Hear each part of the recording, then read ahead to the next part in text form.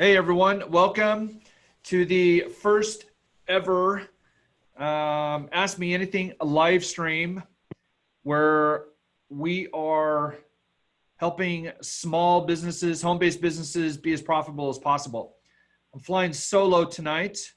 Doris is actually at home doing another Zoom live stream on relationship. Kind of came up to us and so she's going to be doing that. So I'm sure I'm going to be going home and get a lot of relationship coaching, which is good for us because we're always trying to be better, right? It's not about being perfect, it's about being better. And this is kind of what this live stream is about.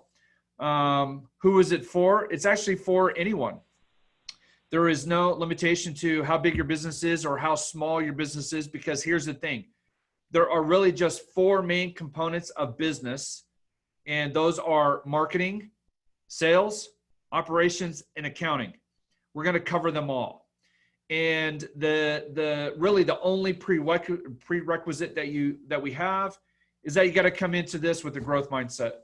One of the hardest conversations I have with entrepreneurs, small business owners, either seasoned or just getting started, is the fact that they kind of have this fixed mindset. You can't do that. And the reason why you can't do that is because we always have to be in a state of learning. There is so much going on the marketing side, on the sales side, with technology and all this stuff. We need to make sure that we're in a position to learn. And one of the things you're going to hear me talking a lot about is leadership. We have to be incredible leaders in our home-based businesses. So that's really it. We're super excited to be here. I hope you're excited to be here. We're going to continue to do this for the next few weeks. And quite frankly, we'll do it as long as we can continue to help and serve people, because Doris and I want every home-based business to be profitable. And the reason why I talk about profitability is objective. I see a lot of marketing stuff going on out there right now tied to all these crazy things. And a lot of that stuff, success, achievement, results, those are all great terms, but they're all subjective. Do I want you to be successful? Absolutely. But that is your definition of success, right? Whatever you define that, I want you to have that. But I will tell you this, profitability is objective. You're either profitable or you're not profitable. Yes or no? There's no gray area. And if you're profitable, great, we're going to make you more profitable. Because here's the deal. You got into a home-based business to create a lot of things. And I'm not sure what those are, because a lot of people come into businesses for a lot of different reasons. But I will tell you this, you definitely don't want to be buying yourself another job. And I see a lot of home-based businesses doing that. And the reason why they do that is maybe they don't have a growth mindset. Maybe they are just kind of doing what they know how to do. And I'm convinced that home-based business owners need to be successful. They are, the heart and soul of our economy. Incredible businesses start out of homes, right? We've heard the kind of the cliche about, Apple and HP starting out of garages. Okay, well, that's how we start. And then then we grow. Right, so there are really three things that we talk about: duplication, automation, and scalability. All three of those things lead to what we call time freedom. Don't buy yourself a job. We're going to use technology. We're going to use marketing, social media, and a lot of these other incredible tools and applications and programs to get you profitable, to create time freedom, and that's where it stems from. So put on your growth mindset. And let's get after this. So I got a couple of questions here that we're going to get into to get started with. And the first question comes in from Jake. Jake basically wants to know, is it better to use a Google form or a Wuffoo application? So let's just put a little context behind this. Google Forms and Wuffoo. Wuffoo is actually a program. A Google form is available inside the Google G Suite applications. If you're a G Suite user, this is actually free for you. So my response to you, Jake, is it depends on what you're going to do with the data. Okay, and let me give you an example. If you just are going to use a Wuffoo form, right, or you're going to create a survey, let's back up. Let's just say I want to create a survey because I want some feedback on a newsletter I just sent out, or a meeting that I just had, or you want to get some feedback on a meeting that you want to host, right? You're going to create this survey and you're going to send it out, and people are going to fill it in, and they're going to send it back to you. If the data that you're requesting, right, that information that you want to use is just going to be stagnant. In other words, we don't have to put it into another application. We don't have to move it, or we don't have to integrate it. Then Wuffoo makes it really, really easy. And it's really important to make that happen. Sorry, hold on. I got to turn off my phone here. Too many dings. Sorry, pardon the interruption. Okay, so if you're just collecting feedback or data, and it's just going to sit there, because when you create a Wuffoo form, and they're super easy to do, and I recommend doing that because they're professional, they're easy to use, easy to set up, and they're free. Use that, get the information, and because when the participant fills it out, it's actually going to send you an email with the information, and you can just look at it. Okay. If you are wanting to actually migrate the data, right? In other words, you're actually going to take this data because it's important, and you're going to upload it into a CRM system, or you're going to upload it into an email autoresponder or something, or you're going to data mine it. In Jake's case, they want to have this data because they're going to analyze it, and they're going to do some other things for another part of their offering. So Google form, right? The cool thing about that is you can create the Google form. Like I said, it's free, but every submission is then put into a Google sheet, right? And that's almost like an Excel sheet. In other words, all the data entries are going to come in, and that it's going to sit in a living document. And what is really cool is then you can take that document and you can then integrate it into like a CRM, like Infusionsoft. We use Infusionsoft. You could send it to like GetResponse or Drip or ActiveCampaign or some of those other services, right? So that makes sense. So now, let me say this. There are ways that you can integrate some of that data like you do with a Google form with Wuffoo. You're actually going to, I think that will cost money. I'll have to double check, but you're going to use a third party, and you're going to use a third party like a Zap from what a program called Zapier. And I'm not going to get into that, but you can use Wuffoo to make that happen. But in Jake's case, I would definitely say Google form, and get that stuff into a Google sheet, so you have it, so you can use it over and over again. Okay, so let me jump to John. Follow-up question to the Wuffoo form. Google, why can't I just rely on my Facebook account to reach my contacts? That's a really good question. The thing about Facebook is you don't control that platform. A lot of people rely on Facebook as their medium to communicate. You don't control Facebook. Facebook comments, likes, and shares, and all of your fans and followers or whatever are not assets. You need to be getting your fans off of Facebook into a platform that you can control. So like into a CRM system.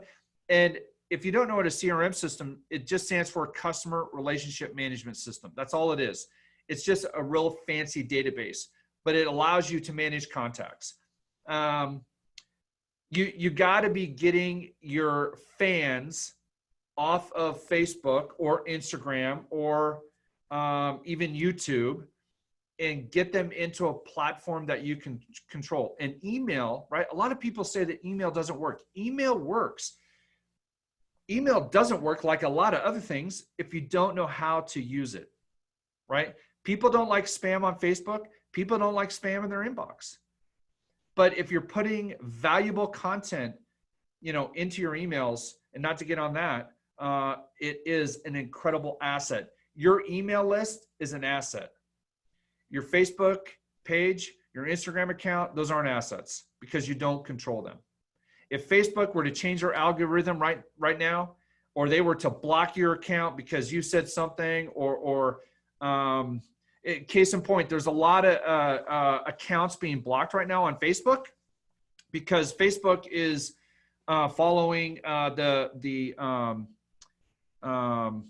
quarantine or the self-sheltering. So they use bots, artificial intelligence, to scan all of these Facebook posts.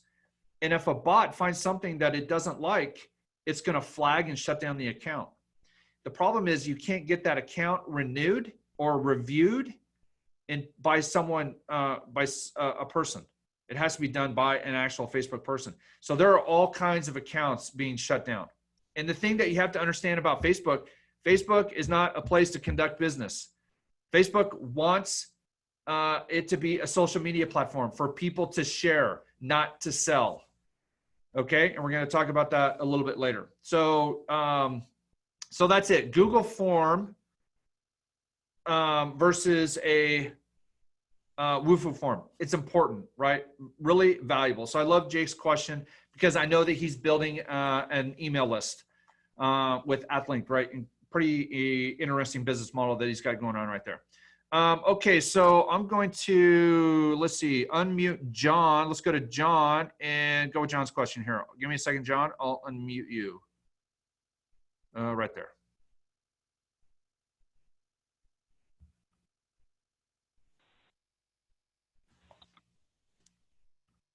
Okay. It was a little slow. John, are you there? Okay. I am here. How are you? Hey, thanks for jumping on. We appreciate it. What can we do for you? What do you got? Well, I was wondering, I guess it's two parts here. So why and when did you decide to be an entrepreneur? What drew you into it? Okay, here's what I'm going to do, if you don't mind. Can we save that question to the end? Sure. And here's why. That question is really about me. And one of the things that I really don't like to do, because I see a lot of it and I've been sucked into a lot of webinars where it's about them and it's not about you, right? I want this to be about you. So I'm not saying that my story's not interesting. I'm not sure that, it's crazy. But let's, and I'm not scolding you. I'm just saying it's an important question, but, if you don't mind, tabling that for the end, so we can get some of these other crazy questions. So you got to lay it on me. You got another one? I do have another one. So obviously as a small business owner, trying to get customers be interested in me or interested in my business, it almost feels like I'm always trying to push a product. So what would be your advice instead of always trying to be on the sales side of it? What would be the best way to get people interested in what we have to offer? So your product's important, but that's part of the sales process. I think what I see a lot of people out there, and it's funny that you say that because I got a personal message from someone today selling me Mother's Day gifts, some hair care products, right? And it was a total cut and paste, total spam message. And I just said, to myself, I'm like, this is the very problem right here with, at least in the network marketing space, where people are just pushing their products and they're not pushing value or benefits, right? So here's what I mean by that. Features, right, of your product or what it does isn't really what sells. What sells is the benefits. How do we learn about the benefits? Well, we actually have to figure out what our target market really is and what our audience is. It's the benefit, right? What is that going to do to me? What is that going to make me feel, right? Because you've got to be able to kind of, elicit an emotional response, right? People buy on emotion, right? Have you ever heard that term before? People buy on emotion. And they buy on emotion when they can actually relate to the feeling that you're trying to, evoke. I think a lot of businesses skip the marketing step and they go right to the sales step, right? I talked about there are always 4 categories: marketing, sales, operation, and accounting. Okay, those are important, but they're also in the order of importance.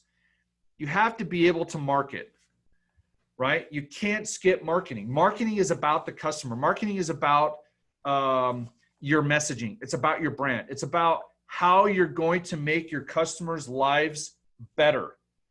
So how do you answer that question? And that's really what it comes into is it's not about, selling the products. I very seldom ever talk about the product. When people come to me, they don't care about the product. What they care about is the benefit. How is it going to make me feel? How is it going to make my life better? What's in it for me? Customers are super selfish. Okay, you're never going to change that. So we just need to talk to them in a way that is what they want. And they don't care about features. They don't care about science. They don't care about technology. What they care about is, how is it going to make me feel? How is it going to make my life better? What's it going to do for my family? What's it going to do for my business? And so here's a really cool exercise. Take a sheet of paper, right? Take a sheet of paper and draw a line down the center. Right? Draw a line down the center. On the left-hand side, I want you to write down your product, pick one product, and kind of write down its features. Okay? And then on the other side, write down the benefits. And the thing about it is that the things that you're writing down on the right-hand side are the things that your customers are going to care about. And if you don't necessarily know what those benefits are, ask them. Right? That's a great thing about, testimonials. So does that clarify? Does that help? Does that confuse? Does that support you? Yes, it does. Thank you. Okay, cool. If you think of another question, just put it in the comments there and I'll kind of circle back around. And I am going to answer that question, that crazy question about why I decided to be an entrepreneur. Does anyone decide to be an entrepreneur? Yeah, I guess. Okay, let's go to Parrish down here. All right, Parrish, I'll unmute you. At least I'm going to try. Parrish, you there? Yep, it had Okay. to ask me for permission first, but you're good. Did? Oh. Yeah, so my question was, what are some of the tools that are out there right now, some of the best tools that are useful for helping to automate and streamline the various processes that we use in our business? I mean, sometimes it's easy to get bottlenecked in these sort of administrative tasks. What can we use to help take, limit the amount of time we spend on that and focus more on the actual customer interaction? Wow. Is there anything like specific in your, so this is more operations? Yeah, I is mean, there something that's keeping you? Well, I mean, everything from like the invoicing side to the, automating communication, things like that, just ways to not have to spend so much time every day on the sort of mundane tasks. Okay, so can I ask a follow-up question to that? Sure. What are you doing to like track time right now? Mostly spreadsheets. Okay, so you got like a spreadsheet, you got customers on the left-hand side, you got dates, and you put in times and whatever. Yep. and then you put in description of what you're doing. Okay, cool. Well, at least you're doing that. What are you doing to create invoices? Same thing. I track the finances through spreadsheets. I've always been a big Excel guy, even before Google Sheets existed. But That's right. And don't say Lotus notes before that. That dates me.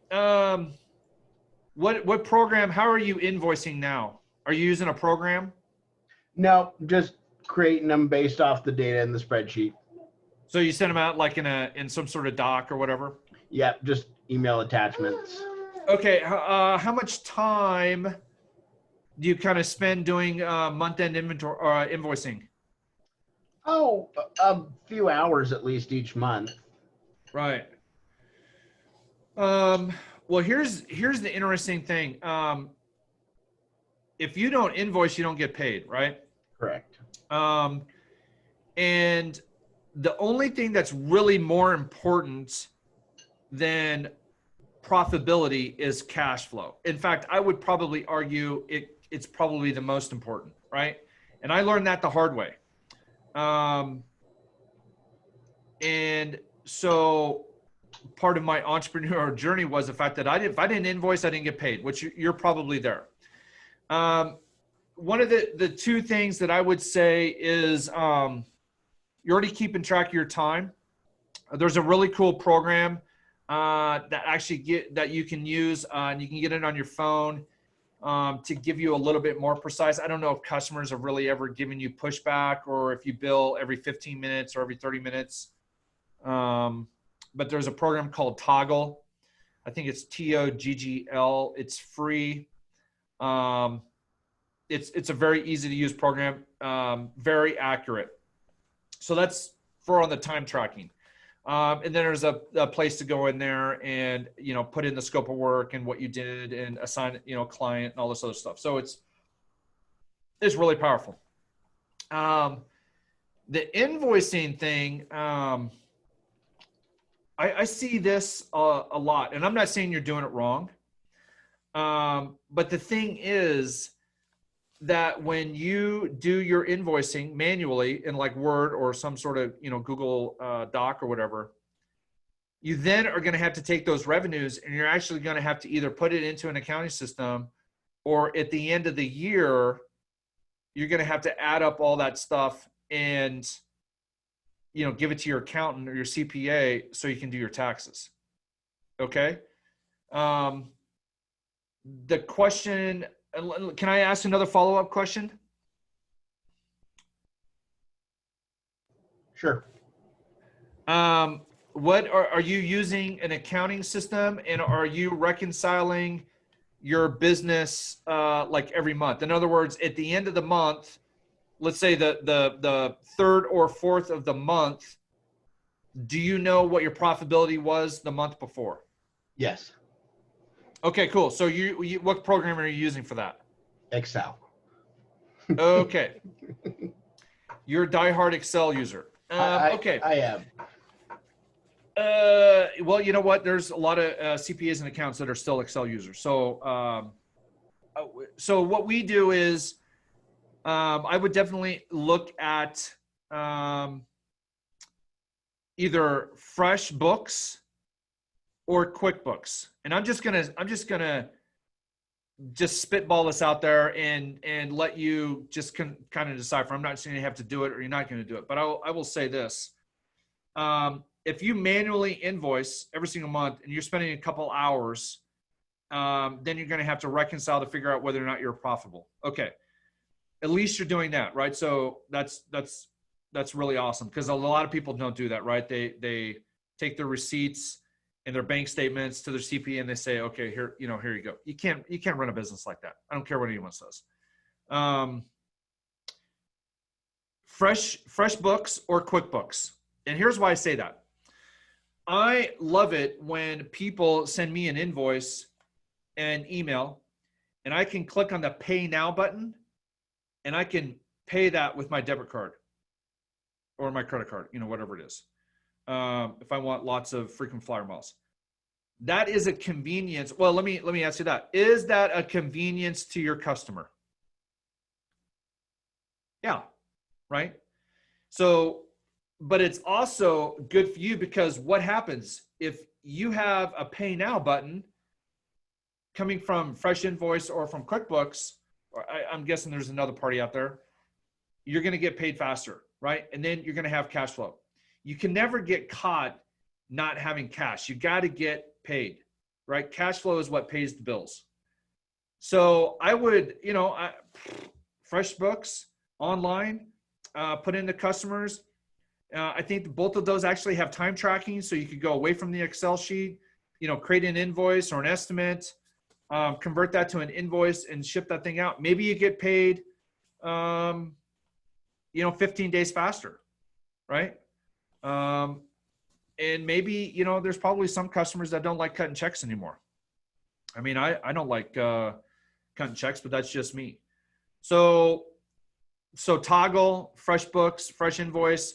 And the thing about it is that if you use QuickBooks, you actually have kind of an accounting system that ties to it, right? So it's actually, creating your P&L. So you actually can have a snapshot, throughout the month of what that looks like. Now, here's what you need to understand. I'm always coming from a point of, okay, what's going on now, but what does it look like in a year, right? If you're doing $5,000 a month in revenue, what does that look like when we're doing 25? So we got to be able to duplicate, we got to be able to automate, and we've got to be able to scale. So I'm always going to say, listen, here's where I think we're going to go. Let's do this now. Let's make the investment. So when this thing starts to ramp, the last thing you want to be doing is going back saying, how am I going to be invoicing and how am I going to be generating, profit and loss and cash flow statements to figure out where I'm at? Does that make sense? Does that give you a little bit of support?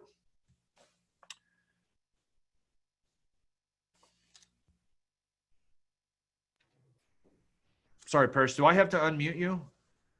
Maybe. Chris, I have a quick Does that answer your question? Yep, that sounds good. Okay. Oh, I see. Sorry. I saw you in there. Okay. So, what else do we have?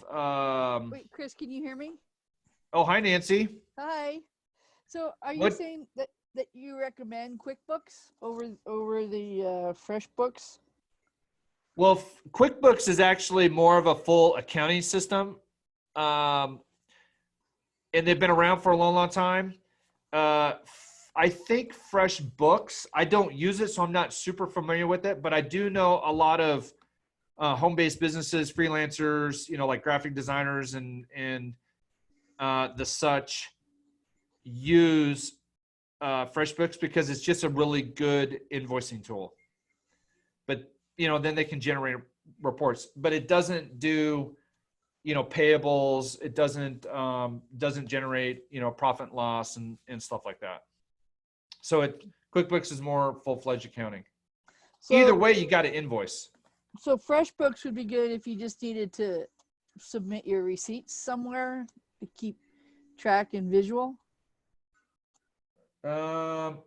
I think that FreshBooks, you have to check to see if FreshBooks actually has an expense tracking component to it. But I know that QuickBooks does. And I just checked QuickBooks Online with the basic services to get going. They're running a promo, $8 a month right now. Wow. And it's normally just $25 a month. I mean, if you can't save $25 a month in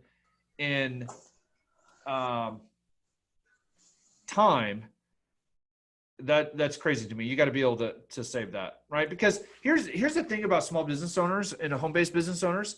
Sometimes they don't calculate what the value of their time is. Just because you can do it doesn't mean that you should do it. I was listening to a podcast the other day, and it was with Michael Hyatt. And he gave this really cool analogy where, he talks about he's got these competencies, right? So he's pretty good at web design. He's pretty good at, copy. He's pretty good, doing accounting and all this other stuff. But the problem is that every time he spends time doing that, it's taking away from what he's really good at and what he needs to be doing to service customers.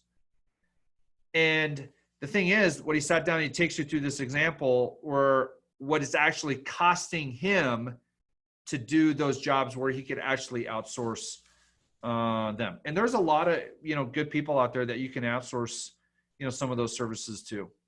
Virtual assistants, online bookkeepers, et cetera, et cetera. Yeah, Not to Eric go down that Worre, road. he brought that up. He says, I'm worth, let's just say he said, $500 an hour, and I'm out there mowing my own lawn. And it's like, I can pay my neighbor $25 and continue working my business. That's exactly right. It's a really good analogy. But here's the deal. You got to actually work the business to make sure that that's justified. You know what I mean? Yes. So that math is definitely correct. That's why I hire a bookkeeper. My background is in accounting. Most people don't know that. My background is accounting. I do not do my own books. I don't do it. I don't do the quarterly reports. None of that. I don't do the sales tax. I don't do any of that stuff.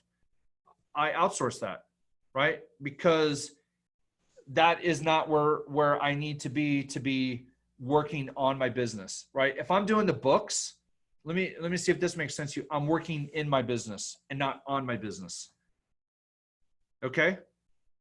When I say I'm working on my business, that means I'm outside and I'm looking at my entire business and I'm moving my business, strategically to figure out where we're going to go and how we're going to serve our customers, right? A lot of businesses, home-based businesses, and I get it, right? When you're a home-based business owner, you have all of it. You have the marketing, you have the sales, you have the operations, and you have the accounting. One of the best books that I would recommend for home-based businesses and entrepreneurs and any business owner is the book by, I think it's Michael Gerber, called The E-Myth. It's a must read. And then you'll understand the power of, processes and automations. What's the name of the book? Sorry. Called The E-Myth. No, you're fine. E-Myth. Yep, E-Myth. Entrepreneurial Myth. Great. I think it's been around for a long time. It's like in its second or third, revision. Yeah, incredible book. Does that answer your question, Nancy? Yeah, it does. Thank you. All right. Any other questions? Yeah, I asked you something about, I've never heard of Wuffoo. Yeah, Wuffoo. W-U-F-O-O. And do you recommend a PDF or I just Google it on YouTube or find it on YouTube? Ouch. How to. Oh yeah, it's easy to find, easy to use, plenty of stuff out there. Okay. Yeah, can I ask you what you want to do with the Wuffoo farm? Well, I thought you had really good advice about Facebook having control of what you post and who your people are, and you scared me when you said they could shut you down at any time.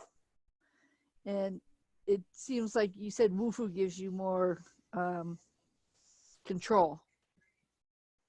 Yeah, so the thing with, and let's maybe just clear this up a little bit if we can, right? So the deal with social media is the fact that social media is a way for you to connect to your fans. I see a lot of people trying to build businesses on their personal profiles, right? And the thing about it is that that's not what they're meant for. That's not what they're meant for. And Facebook doesn't like it. That's why they created business pages, right? Or fan pages. I use those synonymously. That's what they're for. They don't want people selling products or pushing products and being, spammy, I guess, for lack of a better, term, on their personal page. it's kind of the same thing that happened earlier with email spamming, right? And people abuse email. So we had all these spam filters and whatnot. Okay, well, Facebook is doing the same thing, man. They want their social media platform to be about connecting, not about people selling products or soliciting or doing whatever. They have a platform that it's on a business page. They also have Facebook advertising. Okay, that's what that is for. And that's what I recommend. If you want to build a business and push a product, then you need to advertise. Right? There's nothing wrong with advertising. Okay, it's actually, you want to talk about leveraging your time. The myth about building a business on using organic methods on Facebook is going away. And if you think about it, the more people that start advertising on Facebook, those advertisements have to go into your Facebook feed, right? Facebook isn't going to continue to put advertising in there, right? And the thing about it is that organic reach is going to go down because people are coming in and actually paying for that space. It's going away. So to really try to build a business using organic traffic, and I'm probably going to catch a lot of heat about this, but I think this is the truth. You got to put together a marketing strategy about what you do, who you are, and how you do it, and what benefits your product provides, and actually use advertising from Facebook instead of is organic traffic to build your business, right? And it's not overly, expensive, but go ahead. No, go ahead. Are you saying organic advertising, like on your fan page or business page, where it says pay an extra few dollars to promote this? Or are you saying that it's a separate entity within Facebook that you pay to get your product out Well, there? you can only boost a post on your business page, correct? Right. Yeah. Okay, well, that's what it's for. They want you to take that and they want you to boost it to go reach your fans, right? To build your audience. They definitely want you to do that. But right. They don't want you doing that on your personal page. That's what I'm saying. Yeah, so that's what you're claiming as advertising when you go into your business page and you boost. That's what you mean by advertising. Yeah, and Facebook accounts are getting shut down about that stuff. Yeah. Right, and the thing about it is you have to have, right, marketing is the single biggest part of a business. If you don't have marketing, you're not going to have sales. If you don't have sales, you don't need to have an operation. If you don't have an operation in sales, you definitely don't need an accounting system, right?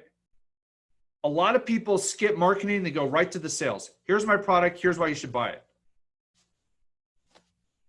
It doesn't work, right? Marketing has been around, forever. The marketing strategy actually hasn't changed very much. What's changed is the technique or the tactics, right? Think about it. So it used to be radio, then we went to TV, then we, newspaper, radio, then we went to TV, and then, we started, the internet stuff, and, with email, and now we have social media. Those are just different tactics. There's incredible, marketing strategy books out there that have been around for 50 years.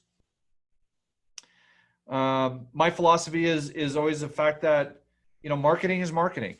Whether you put your marketing message on a billboard, whether you put it in a newspaper, a magazine, or you put it on social media, it's all your marketing. It's your brand. It's your message. You got to figure out what that is. And you have to understand who you're speaking to. You have to understand who your target market is. Everyone is not your customer.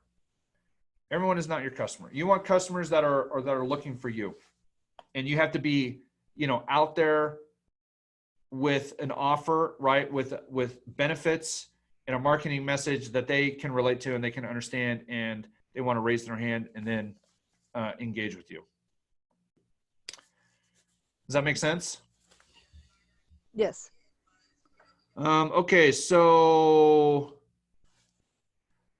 let me just check the questions here. How can you recommend a tutorial on how to get started on integrating Facebook content? All right, yeah, so Nancy talked about that.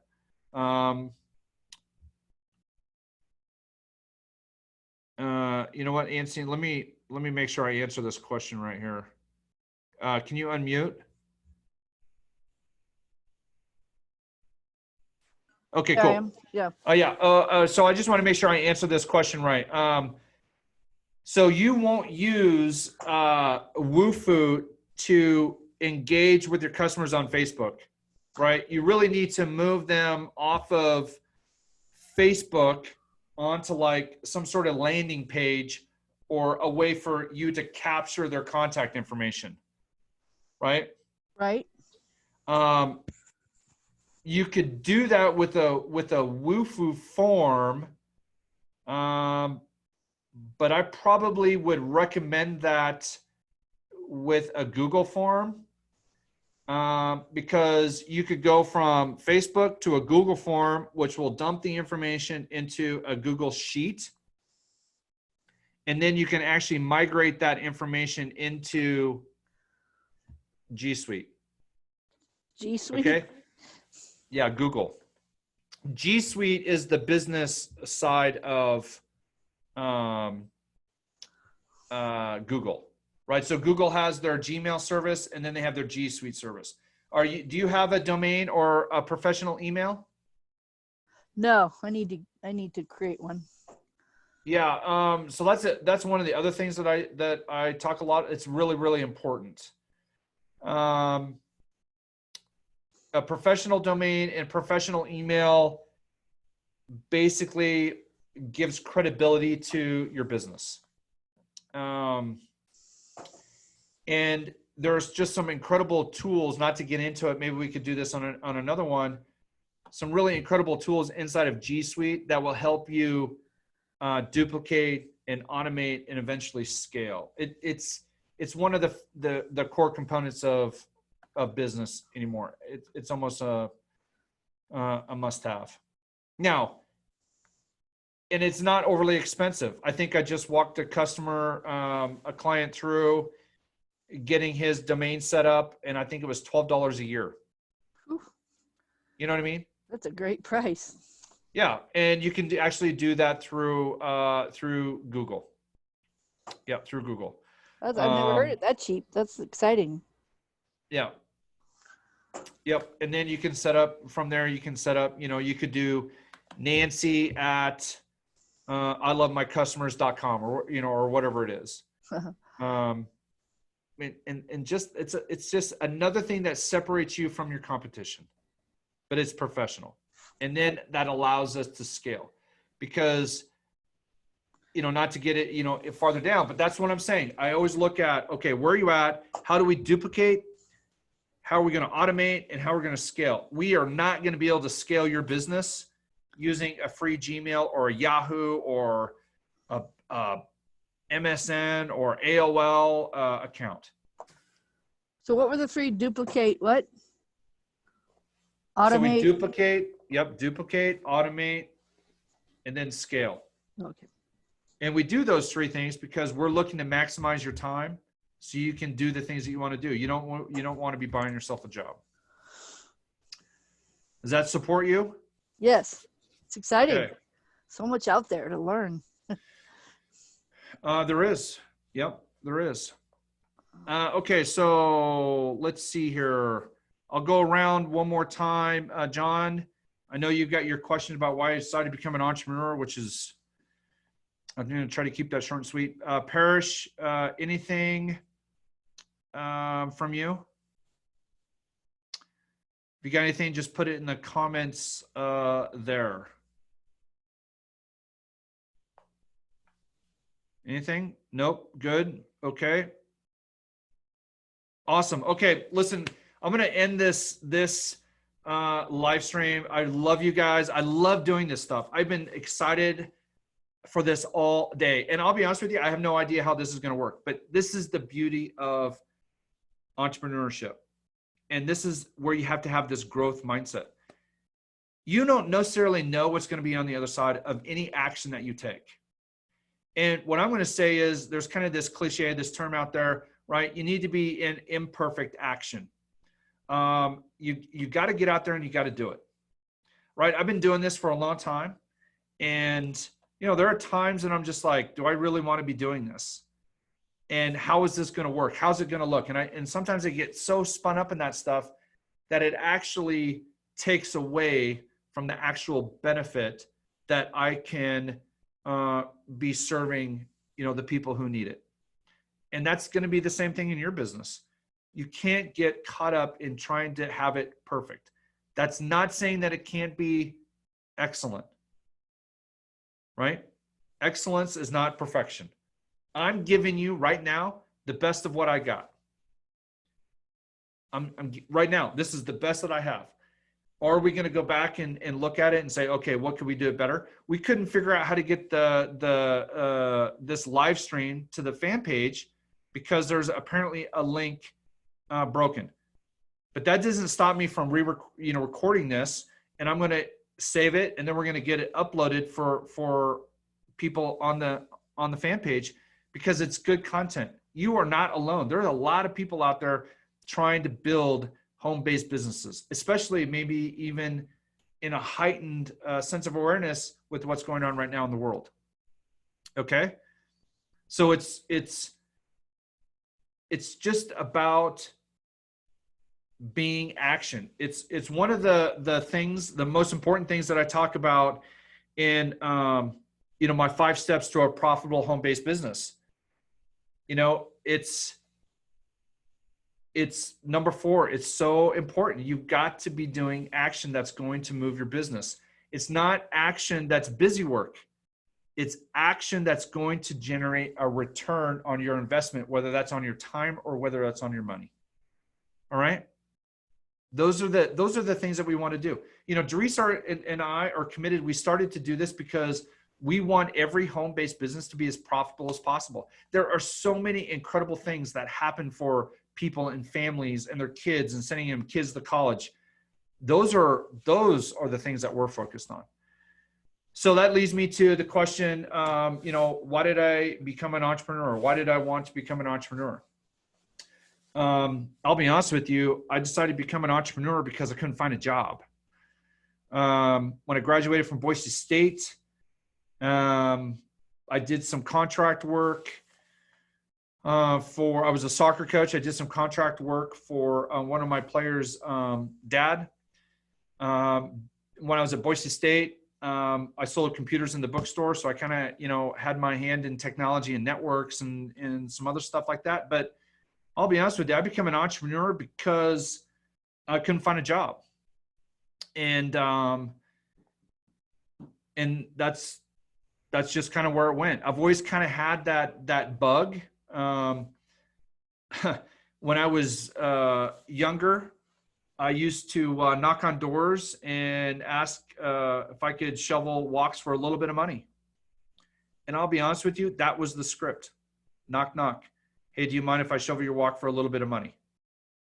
And I made money for that. And the other script was, I knocked on the door and says, do you mind if I come by and collect your cans every week? And, I mean, that goes back to, 5th, 6th, 7th grade. So I've always been kind of, doing that. And then when I was in college, I was always trying to figure out how to make things more efficient, to make them better. And then I was always trying to figure out how I could scale that and make more money. I had this job at an apothecary, right? If you don't know what apothecary is, it's just basically a fancy term for a pharmacy. And I used to deliver, drugs. And I remember, sitting at the traffic light one time in the delivery truck, and I said, what would it be like if not only did I deliver, prescriptions for my business, but what happens if I called 4 or 5 other businesses and leveraged my route with, all these other deliveries. And then I could basically double, triple, right? Leveraging my time, leveraging the process and the operation. So I've always kind of been, doing that. I got into business, started a soccer specialty retail store. Retail, tough business. You can kind of get me back into that. So that business was kind of successful, not so much successful. The big takeaway from that was retail's a hard game, and it's definitely a really hard game right now with the big Amazon. So I just, I enjoy the work ethic. I'm pretty disciplined, pretty focused. And I think having this growth mindset of not being set in my ways and always trying to figure out how to make something better and reaching out and asking questions, I think are critical. But yeah, I mean, so I started, out, and then I was an entrepreneur running a, technology company. And then the downturn in 2008 went, and I went through a bankruptcy. And basically I had to start all over again. And Doris and I were actually just getting together. And it was kind of right. I mean, she had, 2 kids. We bought a house, got the SUV, and all of a sudden I had, all this debt and all this responsibility. I've been footloose and fancy free for, 35 years. And, the market basically took everything. Not because I was financially irresponsible, but just because we got overextended and our line of credit got called to zero. And it just happened so fast. And I started over again in 2009. When I filed bankruptcy, I remember sitting in that courtroom. It was embarrassing for me. And it really, at that time I had another choice. Am I going to just go be safe and get another job? There weren't a lot of jobs to be had in 2008 again. So I found myself sitting there and saying, listen, this is what I know. And I got after it, scrap. And, a couple of things fell my way, and, pretty soon, turned that over. I was ashamed of that bankruptcy for a long time. Long time. And, but I'm thankful for it. The operations that we run now and the companies that we run, 100% debt free. We're incredible stewards of our finances.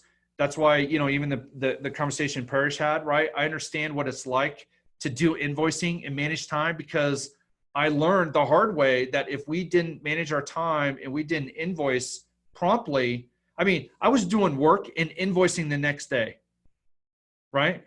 Look at what, kind of what that's done. It's part of my story. And yeah, is it affecting my credit? Yeah. I mean, but I just got to, that was part of it, but it didn't keep me from continuing, on. And, yeah, it's been an incredible ride. I love what I do. And this is kind of the next chapter for me. And I'll be honest with you guys, I don't know what this looks like, right? I just know that I have a vision. Doris and I, kind of have, kind of what we're doing and what we want to do, because we want to help and serve, a lot of people. And this is kind of how we're doing it, right? This Ask Me Anything. I don't know who's doing this. I don't know how this works, but we're just doing it, and we're getting after it, and we're promoting it, and we want to get done because we want to have these, these conversations. So anyway, not to get into that, because that's really about me. My job is to kind of help you guys and serve. So, I'm just going to, wrap this up here. Not quite an hour, so that's cool. I'm going to record this and have this available. So if you want that, you can email me. But I'm also going to put it up on the page so you guys can go through and listen to it again. So listen, I appreciate you guys. I love having these conversations. And if you know how to get a hold of me, right, you can shoot me a message on Facebook. You can send me an email. We can set up some time. And if you haven't, right, if you have not downloaded my free PDF that Dries and I wrote about a month ago now, it seems like forever, but we just put it together, 5 steps to building a profitable home-based business. You need to jump onto my fan page and you need to download that. It will put some things in perspective for you, and it's free.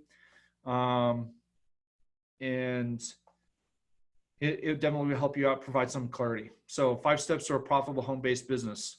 5 steps. I'm not going to tell you what you are. You got to download it. Okay, so that's what I got.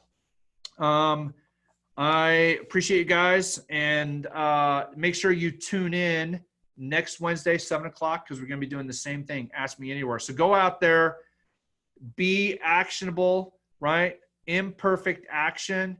Don't strive for perfection, and go out there and serve, your customers. And I'll talk to you guys later. Thanks.